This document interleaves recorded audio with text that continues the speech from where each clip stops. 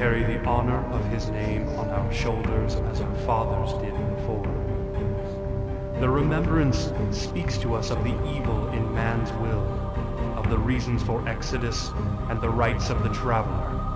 Arcadia is our destiny and our right. Enlightenment is our gift. By the blood names of the founders we must return and protect that which is unique among the stars.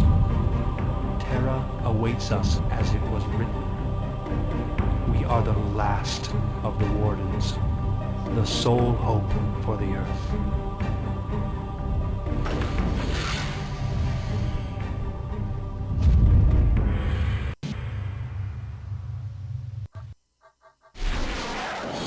Register Simcoe identity. Well, you heard Ulrich Kerensky there. Well, let's just ignore MechWarrior Bob. He's not very interesting.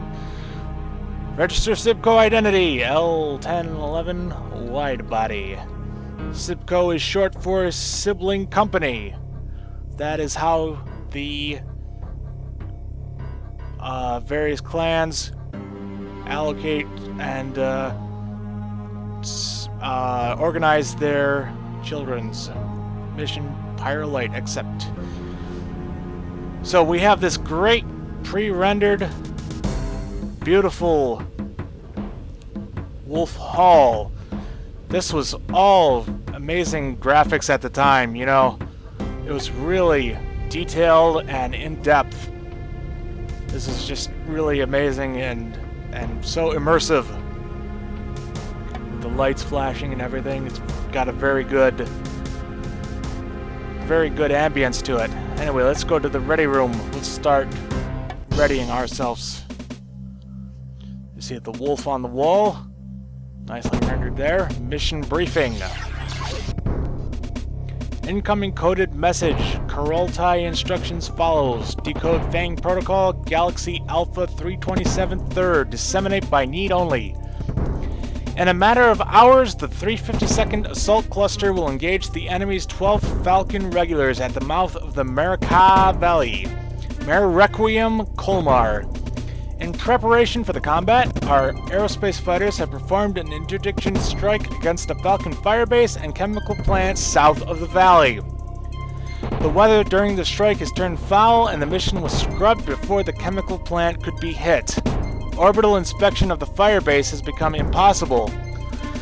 The two-man needs positive reconnaissance information so that the fighters can turn their attention to destroying the 12th. Code name Pyre Light, planet Colmar, terrain rolling hills, time day. First, destroy the chemical plant at Nav Epsilon. Leave nothing standing. Then you must inspect the firebase at Nav Zeta and wipe out any and all opposition you encounter. Objectives primary, destroy the chemical plant at Nav Epsilon. Objective primary, inspect firebase wreckage at Nav Zeta. Secondary, destroy all surviving mechs in the area. Tertiary, destroy any targets of opportunity. Return dust off site Nav Eta. Look at the situation. It's always got this great fluff text to it. Situations and aftermaths are downloaded from BareNet, New Albion Porthos. They are the recorded log of the lore master of Clan Ghost Bear and represent an impartial account of the refusal war as seen by the Grand Council. They are provided to you, a member of the Warrior Caste, so that you may be informed of the events as they occur in the larger context of the battles. Situation. Elias Kreichel, Khan of Clan Jade Falcon, paced angrily. His meeting with the Wolf Clan on Tamar had not gone as he had expected. First, he had been forced to pass through a gauntlet of hostile Wolf Clan warriors. Then the Wolf Khan, Natasha Kerensky, further humiliated and enraged Kreichel by forcing him to perform the batchal with the traitor, Ulrich Kerensky. According to tradition, Khans of the clans negotiated the terms of battle only with their peers, never with warriors of lesser rank. This practice was observed most stringently when bidding for an important battle, and few battles held as much import for a clansman as a trial of refusal. and he, Khan Elias Krychel of Clan Jade Falcon, had found himself negotiating with a mere Star Colonel. But Krychel's greatest shot came when he learned the Wolves' choice of battlefield for the trial. Ulrich declared the Wolves would engage the Jade Falcons on Colmar as expected, and at Domper, Sudeten, Zodomir, and other worlds of the Falcon occupation zone, and the Wolves had bid all their troops to do so. Ulrich and his band of misfits seek to anger you, so that we will make a mistake and provide the Wolves an opportunity to claim a victory in the trial, Sakan Vandervan Chistu told Krychel. The traitor's plan will backfire. I will make sure of that. We will turn this trial of refusal into a trial of absorption. After we have smashed the galaxy of the Wolves, we will claim all their properties, and the Jade Falcons will become the greatest and most powerful clan ever. I will leave it to you then, Sakan Chistu, to develop our battle strategies, Krychel said. And once we have defeated the treacherous Wolves, and I am elected Ilkhan, we will march toward Terra. Okay. A little bit of backstory. So, Clan Jade Falcon is the opposing side. Basically, there's two philosophies for the clans. One side is the Crusader philosophy, which believes that the inner sphere should be invaded and conquered, hence Crusader, and the other philosophy is the Warden philosophy, as emphasized by Clan Wolf, which states that the inner sphere should be protected from, I don't know. But anyway, it should not be invaded is what their endpoint is. So the Jade Falcons are the Crusaders, and Clan Wolf is the Wardens. So we have different political ideologies attacking each other. Let's see, other terms here. Khan is the leader of a clan. Bachal is the negotiations for bidding how many troops you want to use to attack a planet or take an objective. You bid, the way the clans do it is they bid with each other to see who is the lowest bidder and who will be able to take that objective with the least amount of troops. Let's see what else is in there. Trial of refusal. So the trial of refusal. The clan Jade Falcon accused Ulrich Kerensky of genocide for the clans by refusing to invade the inner sphere again. It's been 7 years since the initial invasion.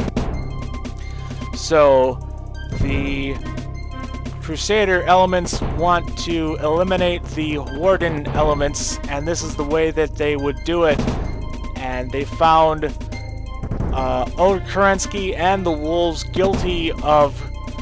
The Grand Council of Clans found Ulrich Kerensky and the Wolves guilty of genocide by refusing to not destroy the inner sphere, I believe. It's a pretty complicated, and I'm trying to boil it down into a little something that you can understand. There's like 3 or 5 books of the Warriors of Kerensky series that this goes into. But that was in the 90s, and that was a long time ago. So anyway, the trial of refusal is basically like an objection. So Ulrich Kerensky has refused to accept the verdict, and as the refuser, he has the choice of planets and such that he can wage war against. So he's decided to choose the entire Jade Falcon occupation zone. And the idea is that he's going to pit his Crusader troops. There's some Crusader elements in the Clan Wolf against the Jade Falcon Clan Crusader people. Alright. Let's see, what else is in here? Trial of Absorption is when one clan absorbs another. Galaxy is the largest, is a combined force of the organization of the army, mechs and aerotechs and ruptures and stuff. Sakhan is like the second in command.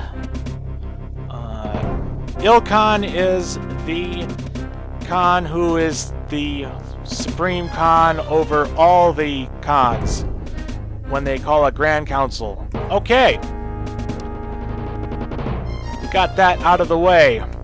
Well,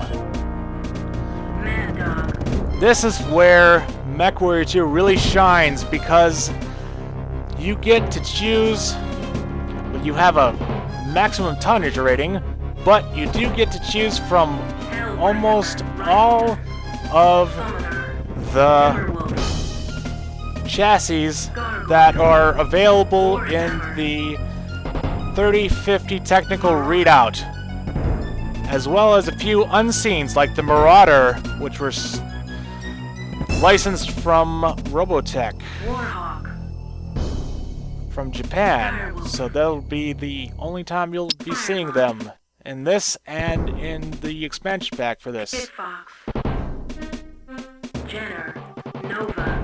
And you get a wide range of mech types to choose from. We're going to go with the good old Mad Dog for this mission. You can customize to your heart's content the... let's see. You can name your mechs. L10, 11 wide bodies. Mech. So, the way this works is that MechWarrior 2 itself adheres to the basic rules for building a customizable mech in the according to the BattleTech rules. So BattleTech is a board game, and if you're not familiar with the board game, I'm not going to explain it here because that would be another more and more chapters. Anyway, this is all pretty faithful to the board game stats, so you can make your Mad Dog faster, slower. This changes your movement rate and the mass of your engine. Various things. You can set it to XL or Standard. XL means extra light. 360 XL. The manufacturer is Hermes. That's from the BattleTech tables. Obviously the clans aren't building mechs with inner sphere components. That would be silly. It tells you your mass, so you can make your mech faster. And this is calculated out into real movement speed from Hex's speed on the board game. So the standard Mad Dog comes with a 300 XL with a 5.8 movement speed. You can see that's kind of represented in here. When I say 5.8, what it means is you have 5 walking points and 8 running points. So that's how that breaks down. The gyro and cockpit are fixed based on the size of your mech. Heat sinks are important. They determine how fast you sink your heat. If you overheat, bad things happen. Heat management is very critical. Jump jets, you can add them or you can take them off. Armor, etc., etc. Armor is allocated into the various 9 locations. There's the head, torso, arms and legs, and also the slash marks indicate the back torso. It is not a good idea to leave your rear torso exposed. You could set your armor type to ferrofibrous if you'd like. It requires more critical spots as a consequence, but it also lowers your weight in general. Internal structure you could set to endosteel as your type. It will reduce your mech's weight, but it'll also require more critical slots. And if you don't have enough critical slots available, you cannot outfit your mech. This is all very board game-ish. It's very faithful. And the equipment, these actuators don't actually do anything in the game. I've heard something somewhere that if you have hand actuators, it causes more damage and collisions when you run into another mech, but you don't really want to do physical attacks in this game. There's a lot more physical attacks in the board game because, of course, when you have a giant battling robot, you want to get right up close to another guy, and you've got all your lasers and missiles and stuff, and you just want to punch him in the face. So, you've got weapons, ammo, and everything. So,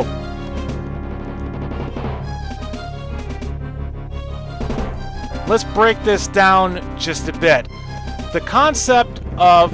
So the clan's greatest innovation was the Omni-Mech. And what an Omni-Mech means... Here, let me abort this for now. Basically, what an Omni-Mech is it's a shell of a mech with the structure, armor, and such engine set up. And the weapon space is available in modular pods, what's called pod space.